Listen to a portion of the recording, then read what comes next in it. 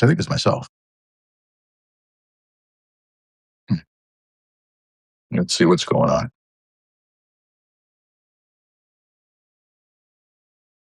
Hmm. Okay.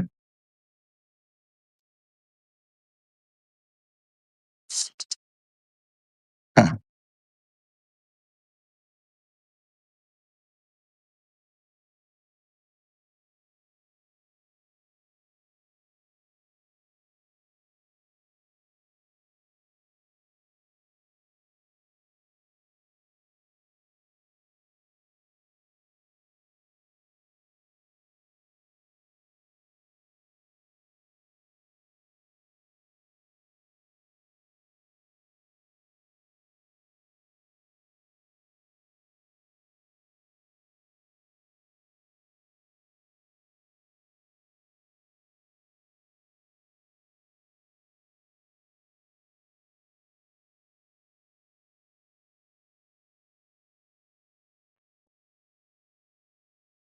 Yeah, apologies. Don't know what went on there. Um, Literally showed no one but me, which is fine. I've dined alone many times in my life, but now you're joining. Sorry for the confusion.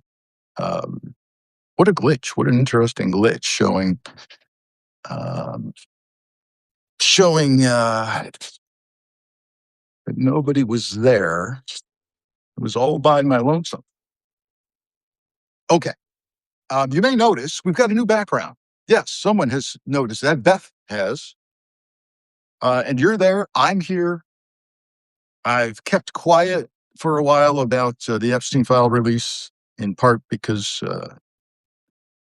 emotion's not a good motivator.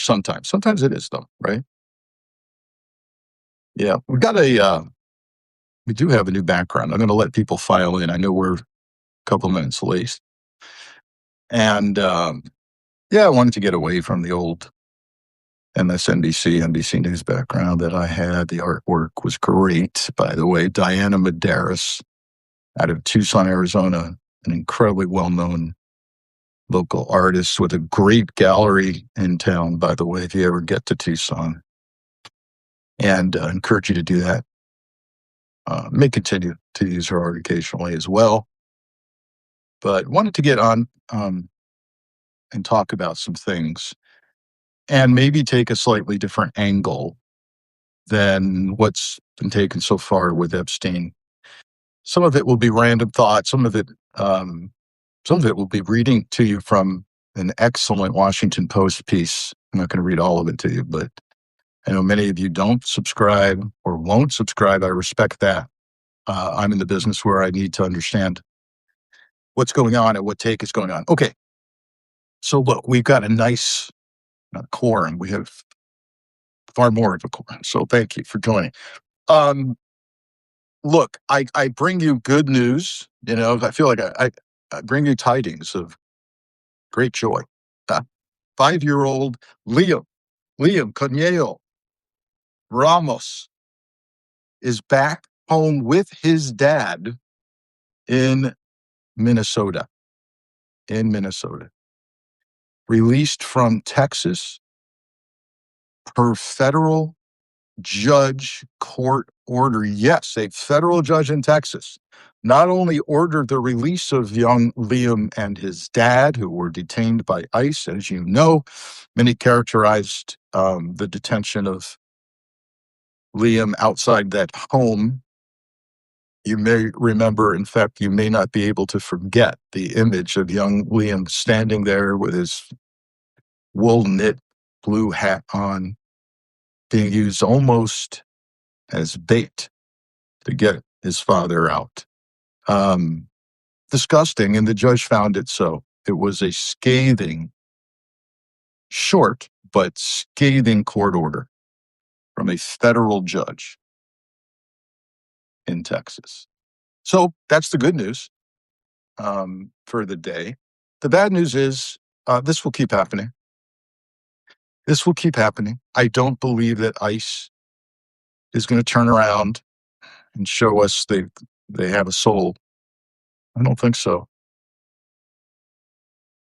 There's no evidence on the ground as of this morning in Minnesota that tactics have changed. Just so you know, they're still out on the street. So what we keep hearing about, and I'm going to get to Epstein in just a second, but what we keep hearing, of course, is, oh, Tom Homan's on the ground now. We're going to see a more professional approach to this. There's no indication of that yet. What have we heard? Well, we're going to just engage with people who are deportable. Well, that's your job. Thank you. That's what you were supposed to be doing in the first place. Yeah, we're not going to engage with peaceful protesters. We're not going to do that stuff and slam U.S. citizens into the pavement and break windows on cars just because someone's brown. We're just going to engage with people that we have an investigative interest in, like they're deportable. Great. Let me know. Let me know when that starts. That'd be awesome. I'm not there yet. I'll let you know too. Okay. Yeah. Kava bag Tom Homan. Kava bag Tom Homan. Somebody mentioned there is no Kava salad, Mediterranean salad places in Minnesota. I don't know if that's true or not. If that's true, I think Tom will probably leave soon because it's what's in it for him, right? Okay. Let's get to the not so good news of the day. Look, Epstein files. We could spend hours here, and certainly people with far greater patience than me are spending days, if not weeks, poring over what will become weeks, poring over 3.5 million records that have been released. DOJ has told us, yeah, that's about it. That's about all you're going to see. So don't get your expectations up. Okay. A very simple take, and then I want to read parts of a Washington Post piece this morning that I think is really important for me to share, and it's also where I come from investigatively and what I've seen in my FBI career, particularly having supervised a crimes against children squad during a really painful professional period where you see you come into work, you think you're seeing the worst of the worst that human beings are capable of, and then you come in tomorrow and you see something worse. That's crimes against children.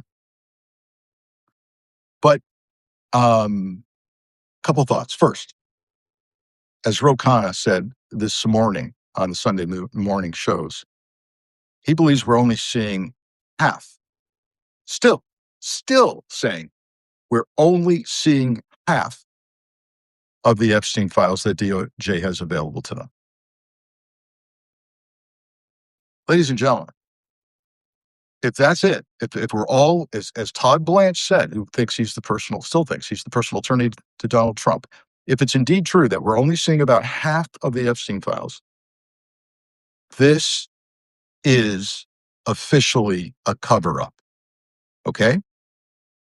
Yes, we got some shockers and some sadness and some graphic descriptions of things and allegations in this tranche that was released. But the bigger news is that I don't believe in the course of this administration, and by the way, I've said this before, and I'm saying it again, I don't believe during this Trump administration we're going to see the totality of the files and data available.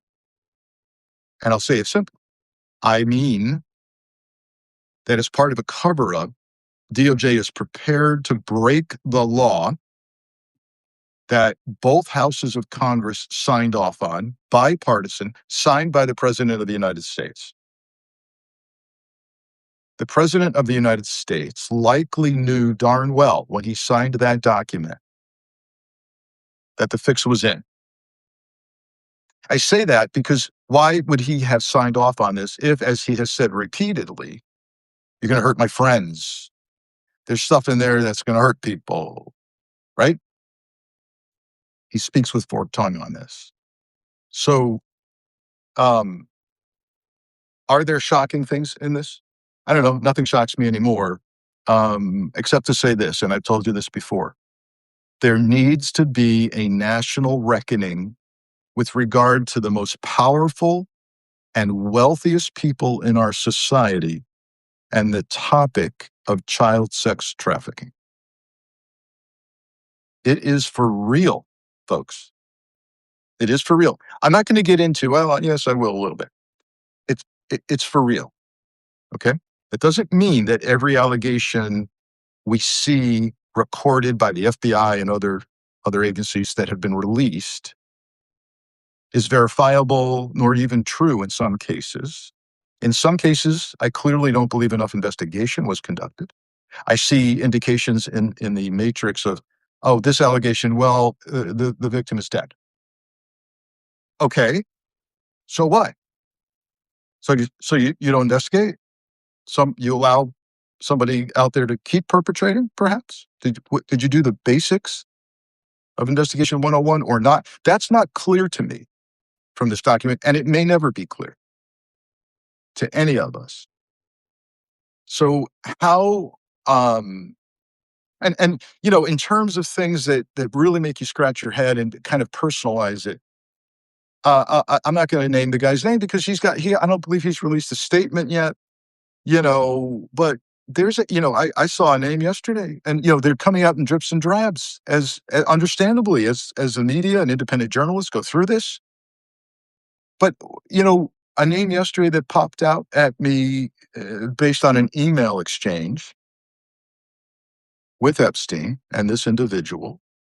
And that's important, by the way. I'm going to talk a little bit about how I would go about characterizing this. If you're like, look, this is too much information. What lens do I look at this through, and how do I process this? I'll talk about that in a second.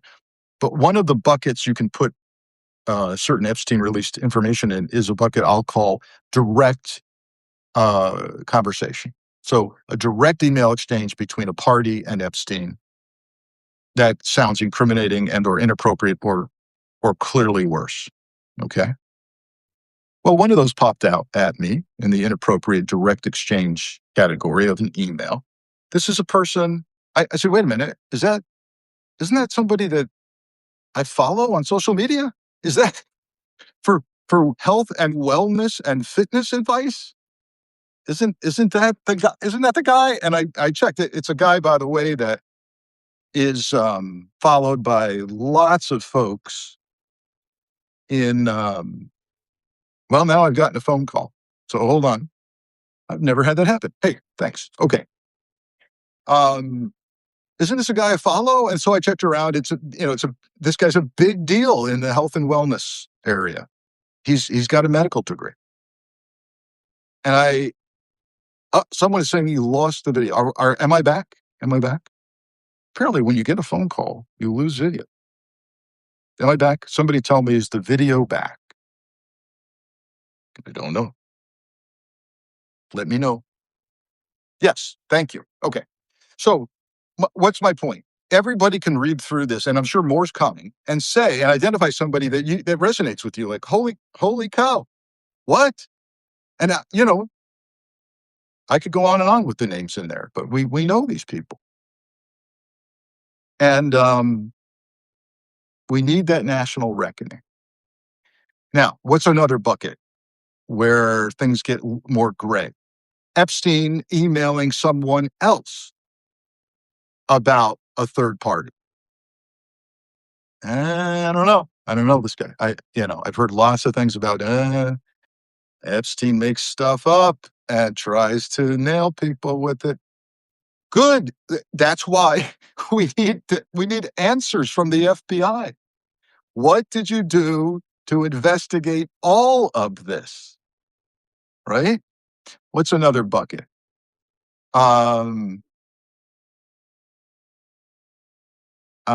Epstein telling his admin, hey, call this guy, make an appointment. This guy wants to come with me, or the admin telling Epstein he wants to get down to the island sometime, right? Looking forward to it. Again, follow up, follow up, follow up. So I want to just run through some of the people, and and if you're angry with mainstream media that they're not there yet, they're not saying enough yet. A couple of things I'll share with you from 8 years with a major network.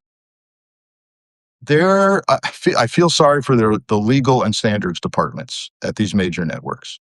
I can tell, yeah, well, There goes Jane saying a name that I was talking about. Okay, so so um, if you're if you're a lawyer or you're in standards at a major network, your head's exploding because we all know these networks. God, they don't want to get sued. They don't want to have to pay tribute again to Donald Trump or others, and so they're going to be very careful. But I'm going to be careful to use something that's already been vetted. So in this case, it's gone through legal and standards at the Washington Post. Say what you will about that, but I'm I, I'm getting some sick sense sick sense of satisfaction that some of these most wealthiest, powerful people in the country who had been denying or downplaying their relationship with Epstein, right? You figure, you take a bet, you go, well, Epstein's dead. So who's going to say that I'm lying, right? Well, the day has come when other information is now available to us. And the article is at the Washington Post. As they said, they weren't close to Epstein. New documents show otherwise. Yeah, yeah. Um, what do they say? Let's start with our good friend Elon Musk, among the world's richest men. Not only denied visiting Mr. Epstein's island, but framed his decision as an act of principle. In a social media post last September, Mr. Musk wrote that Mr. Epstein tried to get me to go to his island, and I refused. But the documents released on Friday suggested that Mr. Musk was at one point eager to visit. Quote, what day night will be the wildest party on your island? Mr. Musk emailed Mr. Epstein in November 2012. Wow. Okay. These are, the Post has picked some people who were doing these communications with Epstein post Florida arrest, even post New York investigation being announced, right? Hey, this is the call. This is the alarm bell going off. Hey, if you had some doubts about Mr. Epstein, he's been popped. He's arrested. What do you think? Hey, I don't care. How about this? On a podcast last year, Howard Lutnick, our Secretary of Commerce, ladies and gentlemen, he's a cabinet secretary, described being so revolted by a mid-2000s visit to Mr. Epstein's Manhattan mansion that he decided to, quote, never be in a room with that disgusting person again, unquote. Well, Mr. Lutnick's disgust was temporary. In 2012, he emailed with Mr. Epstein to arrange a visit with his wife and children to Mr. Epstein's private island just before Christmas. Well, I am disgusted, but it's very cold here in New York, and my family needs a vacation. You're kidding me. Mr. Epstein later forwarded Mr. Lutnick a message. Nice seeing you, it said. Oh, this is an assistant to Mr. Epstein. Nice seeing you, it said. On Friday, Mr. Lutnick issued a statement. You know what it said?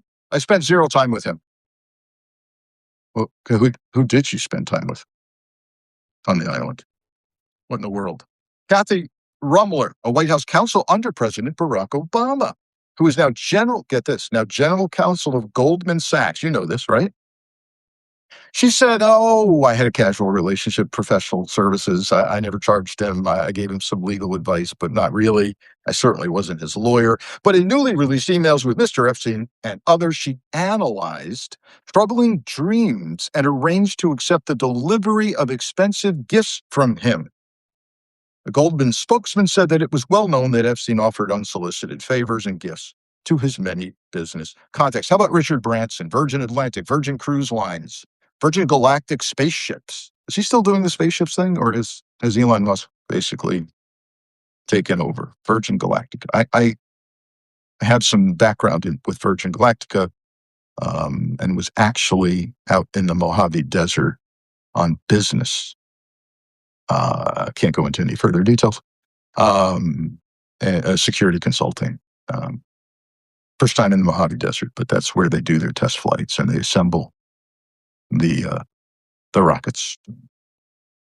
Mr. Branson, 2013, hinted that he too had a familiar relationship with Mr. Epstein. Quote, "It was really nice seeing you yesterday," Mr. Branson wrote. Quote, "Anytime you're in the area, would love to see you. As long," here we go. You say, well, Frank, that sounds very innocent. "As long as you bring your harem," unquote. A Branson representative said the two had a business meeting and stressed that the women were adults, and had not attended the meeting. No, probably not. You probably don't bring the harem into the business meeting. After the business meeting would come the harem, perhaps. Unbelievable. What does this do? As I say these things, will there be any accountability for Howard Lutnick, a sitting cabinet secretary? Nah, not, not in this lifetime. No, probably not. How about Richard Branson? I just rattled off his holdings. Virgin Cruise Lines, Virgin Airlines, Virgin Galactica, spaceships. I don't know. I'm digressing here, but I think it's important to think about where we are as a society right now. I'm serious about this. Where people like Megyn Kelly weeks ago suggested that, well, maybe it's not pedophilia, if it's like a teen or preteen or something. Yeah. I don't know. Where am I going with this? If you had told me, Frank, there'll be a time, particularly when I was supervising crimes against children in the FBI, Frank, someday you'll be alive, but someday society will go, half of society might go, I don't know. I like going on cruises. I don't know. Is that where we are? Will these people be held accountable? How about this? How about New York real estate mogul Andrew Farkas? Now, I'll concede I don't know a lot about Farkas, but he's a powerful political donor with ties to Governor Andrew Cuomo and President Trump. He co-owned a marina with Mr. Epstein in St. Thomas for years. In a letter to investors last year, he said his relationship with the sex offender was purely a business one, but documents released recently suggested a more personal connection. The two men traded crude emails about women in one 2010 exchange after Mr. Epstein's first arrest and conviction. After Mr. Epstein's first arrest and conviction, you're exchanging crude emails. What in God's name is wrong with you? Mr. Farkas told Mr. Epstein in a 2018 note that he loved him and considered him one of his best friends before signing off XOXO, like hugs and kisses. You're kidding me. What will happen to Mr. Farkas and his real estate holdings and business? He's going to go to work Monday morning. It's going to happen. Any accountability there? Anybody getting fired? Anybody getting investigated? The health and wellness guy that I mentioned earlier, I forgot to tell you. Jane got his name right. He signed with CBS News. He's like their health and wellness guy. In fact, I bet a couple of weeks ago, I saw him on 60 Minutes being interviewed. Think of that. Think of that reporter, respected 60 Minutes reporter who interviewed him. Oh, no. Yeah. 60 Minutes, CBS News reporter anyway, who's now going, oh my God, they made me interview this guy. I had no idea. He was exchanging emails of a crude nature.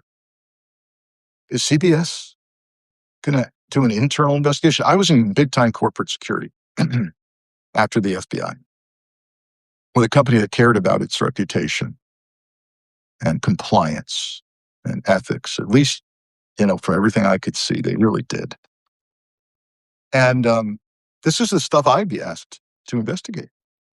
Hey, we got a guy on board who we think is a shady character talking to a pedophile in a crude way. Please take a look. Interview him. Yeah, that's what happens in real corporations. What about CBS News now? They signed the guy. Did Barry Weiss know? Does she care? Are CBS reporters going to What happens when he's going to do a health and wellness segment for CBS Morning News next week? Theoretically, they're going to sit there and pretend this doesn't exist. Hey, tell us about the latest fitness advice. Oh my God. Questions I have, and you should have as well. Peter Thiel. Hey, this isn't going to surprise anybody. Billionaire venture capitalist. Well, yeah. We've got an investment revealed that he co-founded. Epstein and Mr. Thiel accepted $40 million from Epstein 5 years before Epstein's death. Visit me, Caribbean. Visit me, Caribbean. Epstein wasn't the greatest email. Mr. Epstein urged the tech billionaire in 2018. Folks, that's not long ago.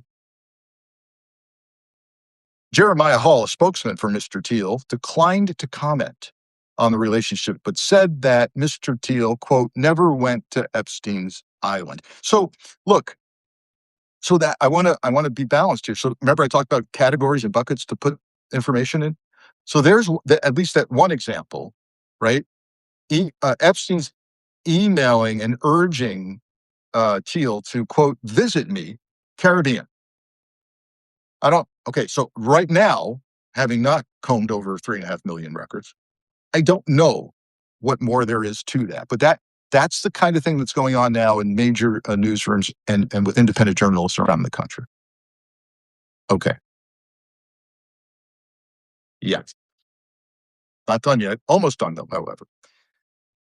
In testimony to investigators in 2007, an unnamed victim of Mr. Epstein said she was coerced to visit Little St. James, that's the Epstein private island, and that Mr. Epstein had sexually abused her there. She said she once encountered Sergey Brin, the co-founder of Google.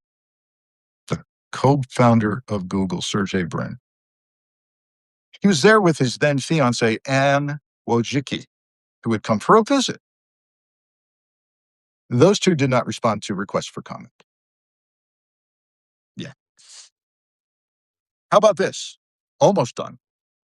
In the early 2010s, again, this is kind of a, this is personal in the sense that, hey, I grew up as a big New York Giants football fan, just where I lived in Southern Connecticut. For those who care, although Connecticut's a small state, if you were in Southern Connecticut, you kind of aligned with the Giants for football and the Yankees for baseball. If you were in Northern Connecticut, you generally tend to align with the New England Patriots for football and the Boston Red Sox.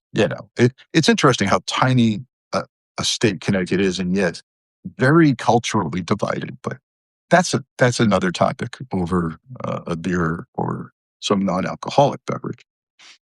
But get this: in the 2010 Steve Tisch, the co-owner of the New York Giants football team, who Mr. Epstein in one 2013 exchange called a, quote, new but obviously shared interest friend.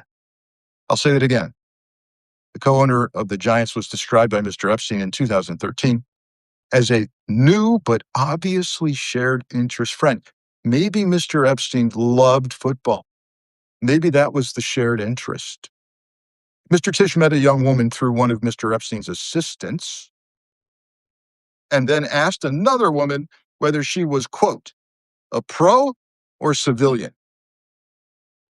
Oh, Mr. Tisch, do you mean am I a pro football player? You think? I'm sorry, being sarcastic. Wow. How about accountability there? How about that? Why do we have corporate boards of directors? Which, by the way, in my opinion, should all be independent. It shouldn't have a chairman and CEO. You shouldn't run the company and the board. I don't know what's going on, but New York Giants. Wow. In another email that year, Mr. Epstein invited Mr. Tisch, here we go again, to his mansion in the late evening. Quote, can I expect trouble? Mr. Tisch wrote. What? Mr. Epstein said he could invite an unnamed Russian woman to join them if you like.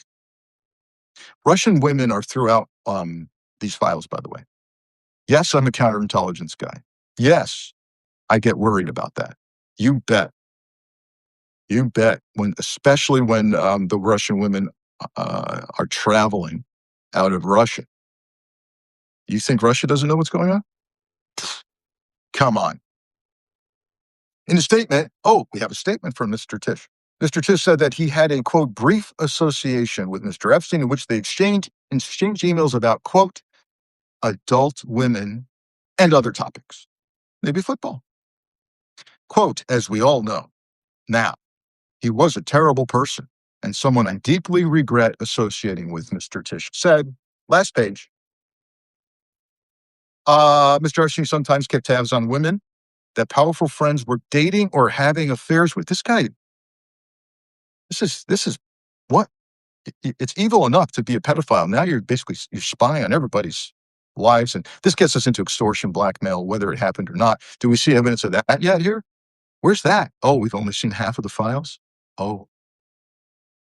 He had a particular interest in Leon Black, the private equity billionaire who was Mr. Epstein's main financial benefactor in the 2010s. He referred to Mr. Black as Mr. Big. Mr. Epstein sought to gather information about one of Black's former girlfriends and discussed putting her under surveillance. Mr. Black has told investors that their relationship was strictly professional and that he provided tax and estate planning advice. Quote, I was completely unaware of and am deeply troubled by Mr. Epstein's misconduct. Maybe so. That's the point. We need more information.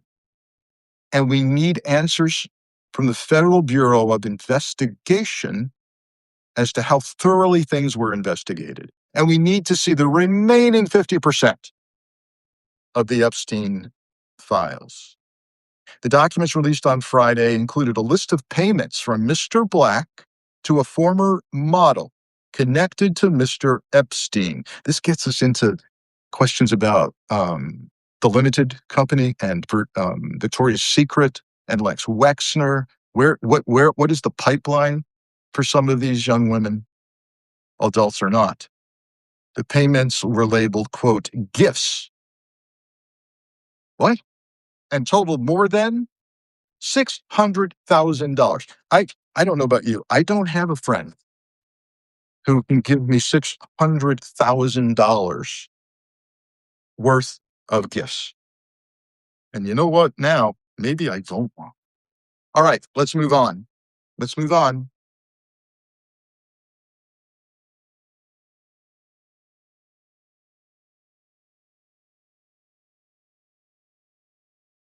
It's bad stuff. I want to talk about solutions to this.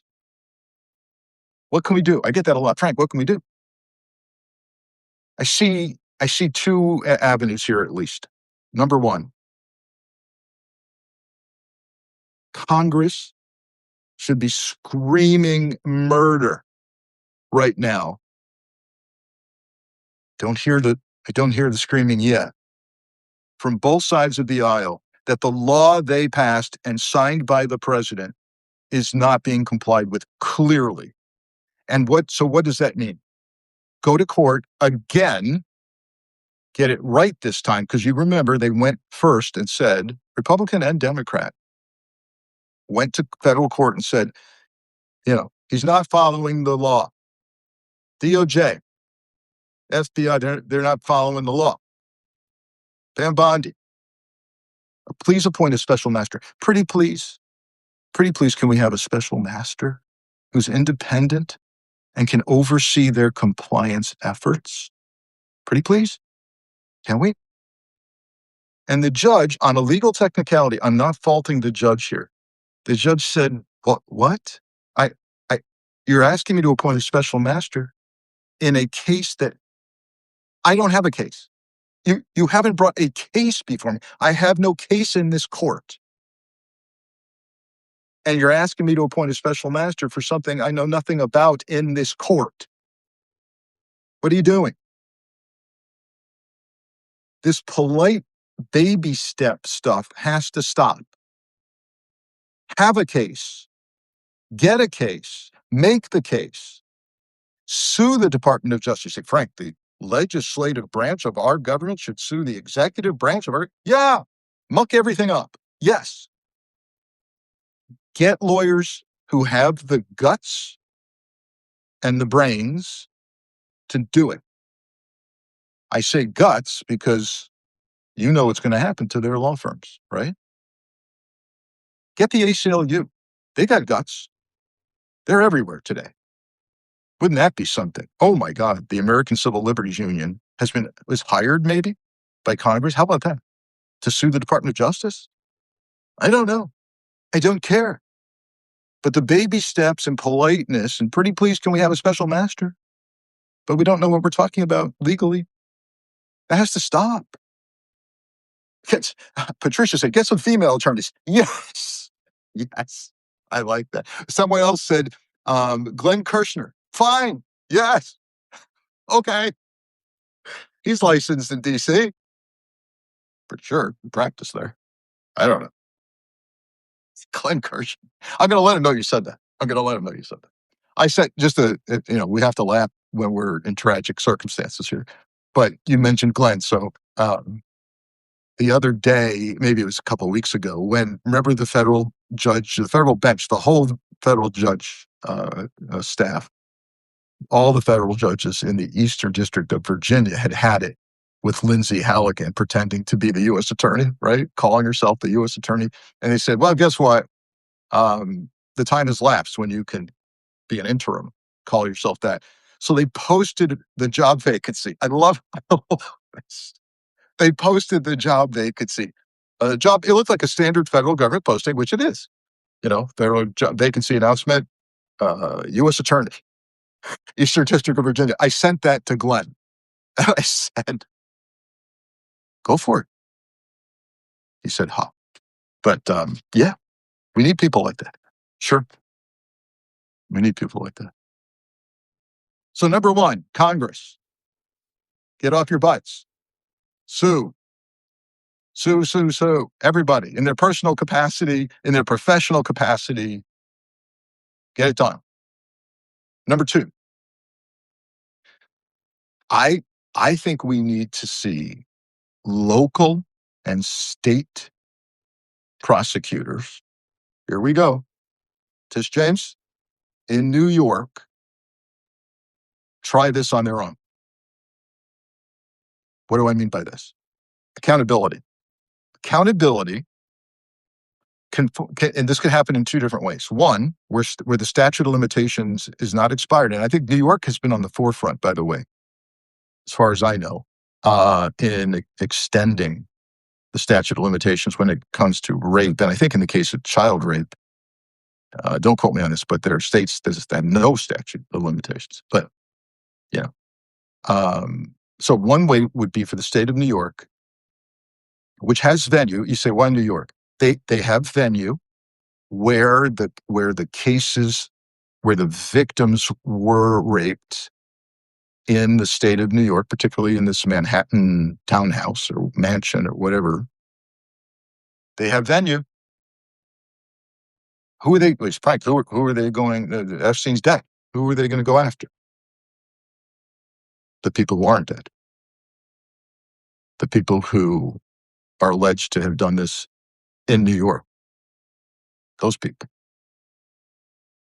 Number two, so that would be criminal actions if that's possible. Number two, there could be civil actions. And the state of New York could join up with Congress and in a federal suit and say, we have standing as the state of New York. We have so many victims here that we have standing to come in and sue as well. How about that? How about the U.S. Congress and a state suing the Department of Justice to enforce a federal law? Get creative is what I'm saying. Just get creative. Am I a legal scholar? No, but get creative, folks. It's time. It's time. Lord have mercy. Frank, why not Florida? He had a mansion there in Palm Beach. I'm sorry, did you say Florida? Who's going to do that? The state where Pam Bondi came from? The state where Ron DeSantis is the governor? The state where Rick Scott's a senator? I don't think so. I don't think so. Where the U.S. attorney in Miami is trying to go after people for Trump, where Judge Aileen Cannon is a federal judge. No. New York. New York. We don't know. Also, by the way, while we're talking about venue, we don't know enough about New Mexico and the ranch, do we? I'm getting the feeling like very little investigative work was done there. How about you? New Mexico could try something, but they've got to have the evidence. All right. I'm going to switch gears and go back to ICE. Go to ICE right now. Well, I'm going to tie this into ICE in a second. Let me start with this.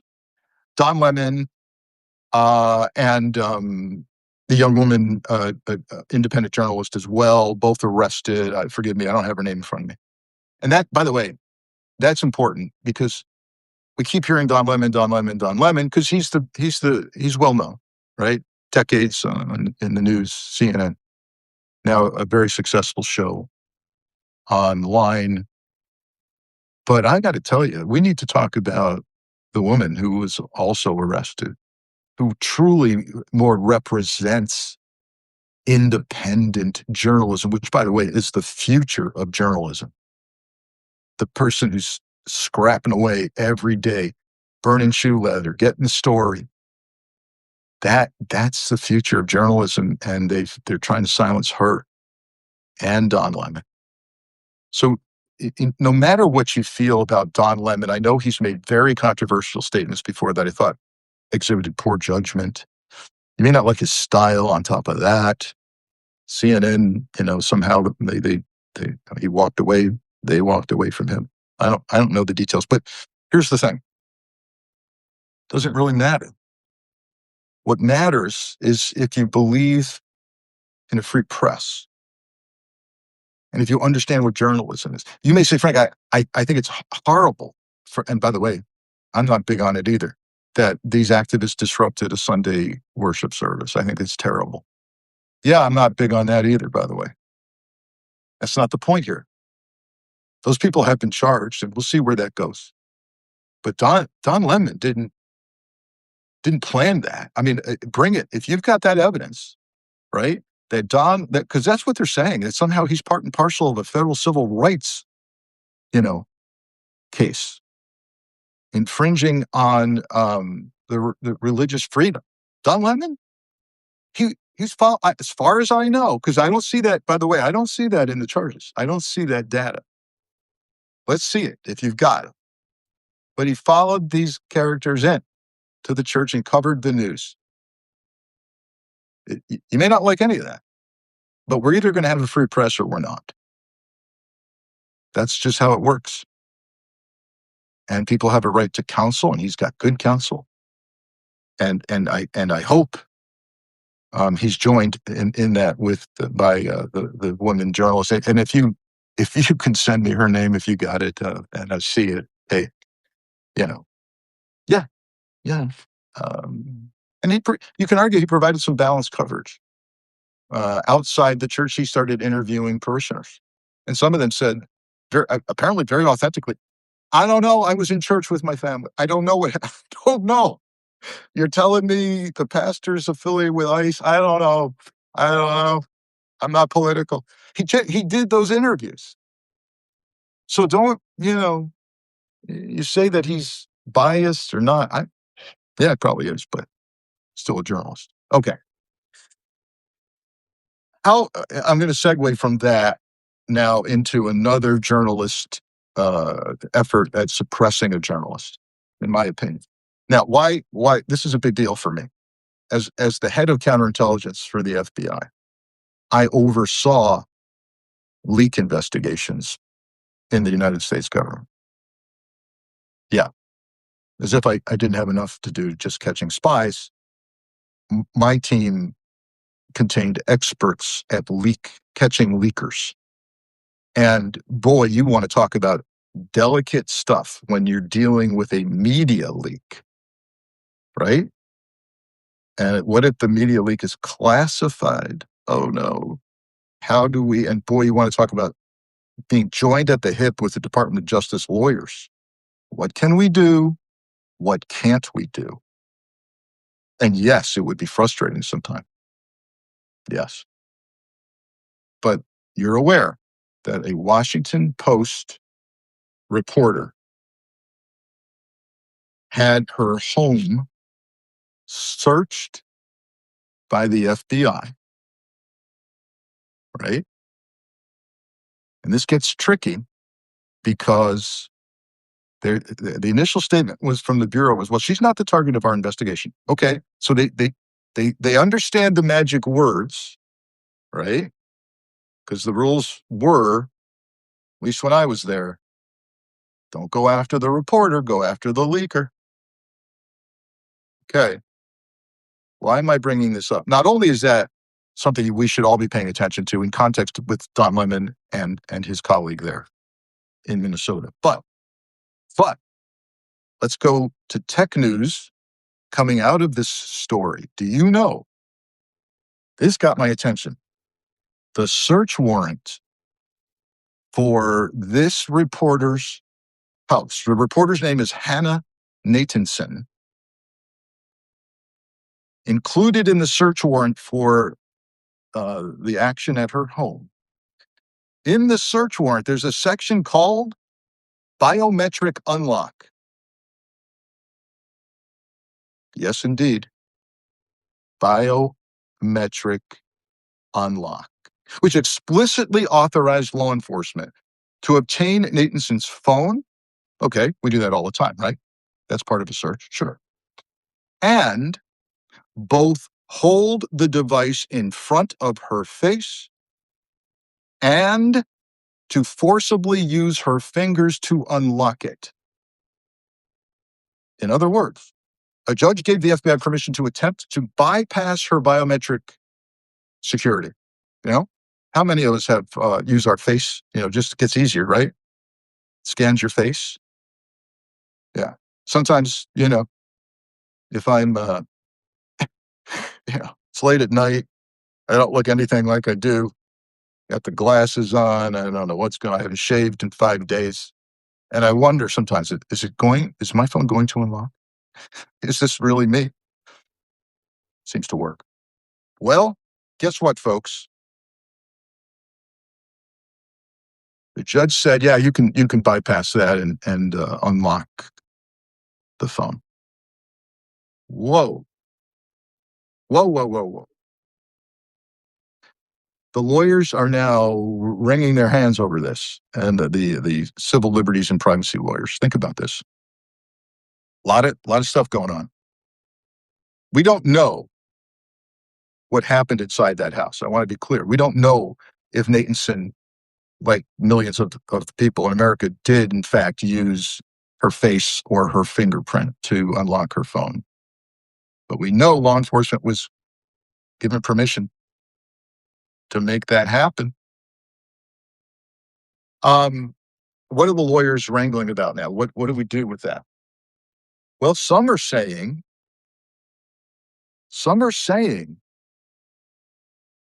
this is kind of a freedom of speech issue, a privacy issue. You know, there are search warrants you go on as a law enforcement officer where you encounter not only the front door, but once you're in, there are now locked safes and maybe a locked room.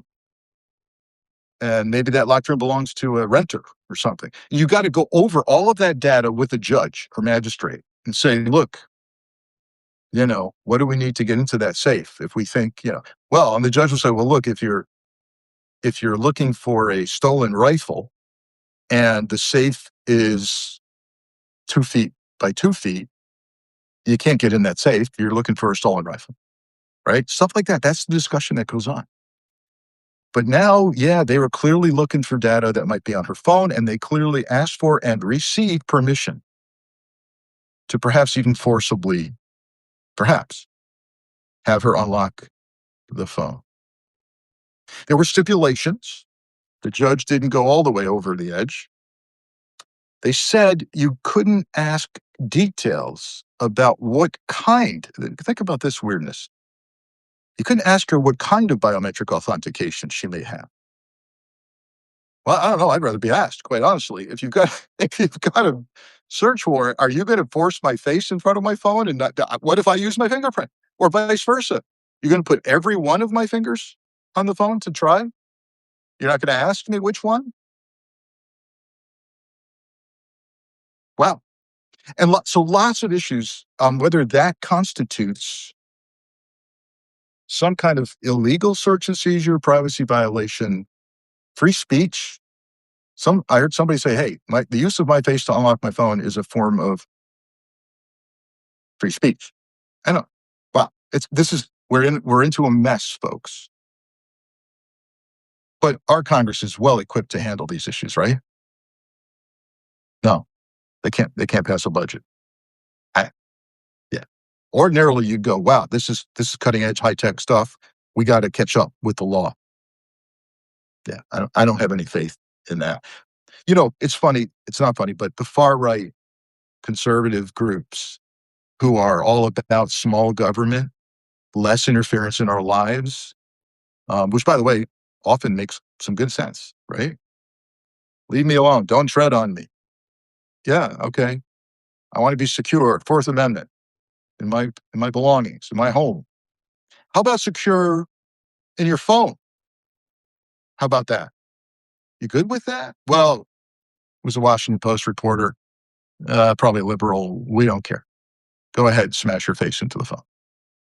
You don't care. You said you do care about your lack of privacy in your home and your belongings, and the government is spying on you.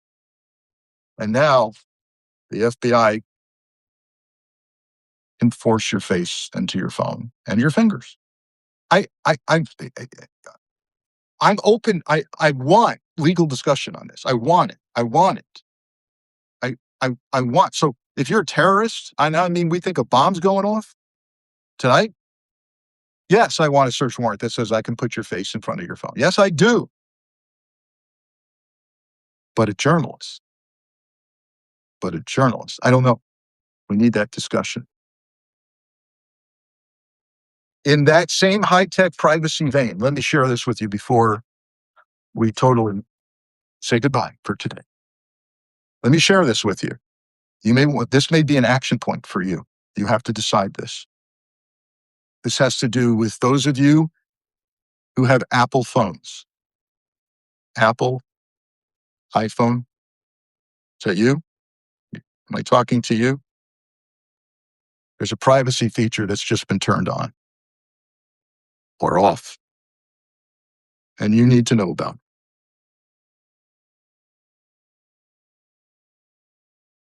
Apple has a function now called the Apple Intelligence Report. Do you know this? Apple Intelligence Report is a fancy way of saying that Apple can now capture virtually everything you do on your phone. And I mean everything. The notes you send yourself in the note function, Apple Intelligence Report, and it can send that to Apple from your phone every 3 days, every week. You have control over this, folks, but if you don't do anything, you have no control, and Apple will know everything you're doing. Why am I saying this in this context of where we are today? Because we're getting search warrants, folks, for to put your face into the phone and your finger into the phone. And the government has an opportunity here they may already be using, which is to go to Apple and say, I need this guy. He's an activist. I need this guy's activity on his phone. Everything. The notes he sends his wife, the shopping list, he keeps in the notes function, his whereabouts, his voice memos, uh, emails, of course, are obvious, phone logs, texts, everything though. So here's a service for you. I did it on my phone this morning. Some of it was already shut off. I must have did something smart. Some of it was not. So if you've got a notepad,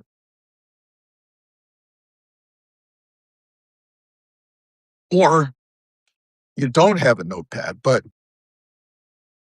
you can play this when the recorded version comes out on Substack, right? Which will come out today. And you can fast forward. Hey, didn't Frank say something about Apple iPhones at the end? You can do that, or just take notes. Okay. Go to settings. Scroll all the way down, and you'll find privacy and security. Click on privacy and security.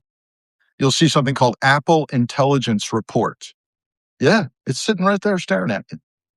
Turn it off. This is my advice. You don't have to follow my advice. You get what you pay for. And for those who are subscribing, a paid subscription to me, thank you. I need more of that. Thank you. For those who aren't, this is open to the public. I advertised our session today for free. So you get what you pay for. You know what I'm saying? Your advice, not mine. Your decision, not mine. Turn off the Apple Intelligence Report. Number 2, again, settings, privacy and security. You're scrolling all the way down to get to that. You're going to see analytics improvements. Analytics improvements. Turn that off. Turn that off if you don't want the government to get access through the courts or otherwise to everything you're doing. And next, same drill, go to settings, go to privacy security, and find Apple advertising. You say, Frank, I like to get the advertising based on all of my shopping and searches and things. It's customized for me. Yeah, you may love it. You may love it. But it's using all of your habits and actions and whereabouts to customize that advertising. It's a thought. Some people say, I like it. It's convenient for me. I'm not doing anything illegal. And I'm not saying you are. You shouldn't be. No. It's the government I'm concerned about. Yeah.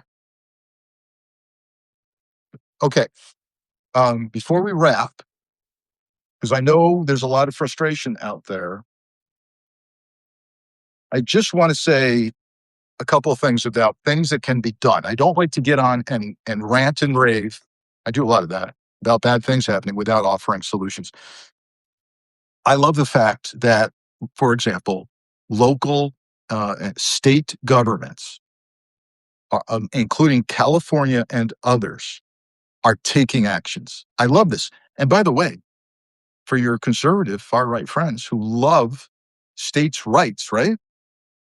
By the way, I love states' rights. I think that's how we were designed. That's why we have 50 different ways of voting. 50 states control the voting. There's beauty in that. Other countries look at us and go, you're a mess. 50 different states. What? Yes, there's beauty in that when you have a federal government that's headed toward already authoritarian and worse. So what am I talking about? Look at California, for example. They're saying, I'll hold this. I don't know if you can see this. If you work for ICE, enjoy your last job. California won't hire you.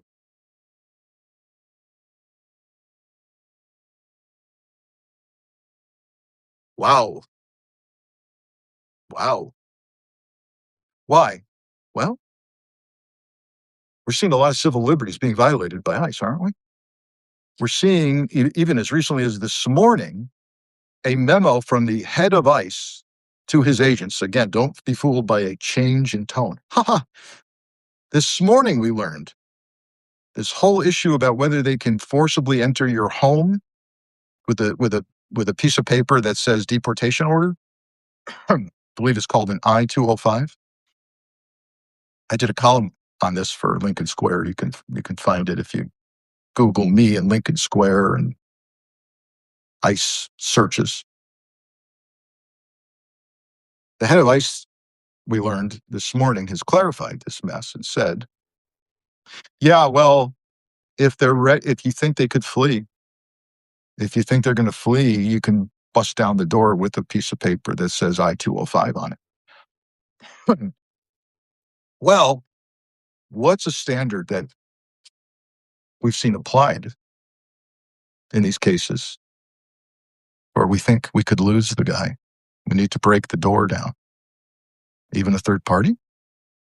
He's at his aunt's house? He ran into some stranger's house? He poses no danger?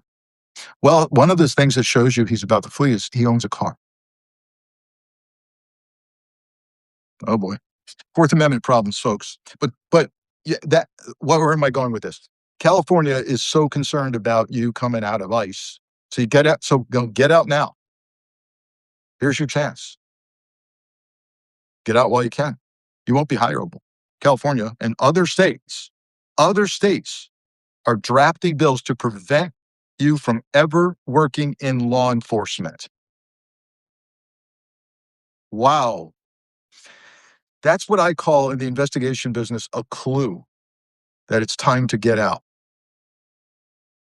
Get out before you have no career in law enforcement.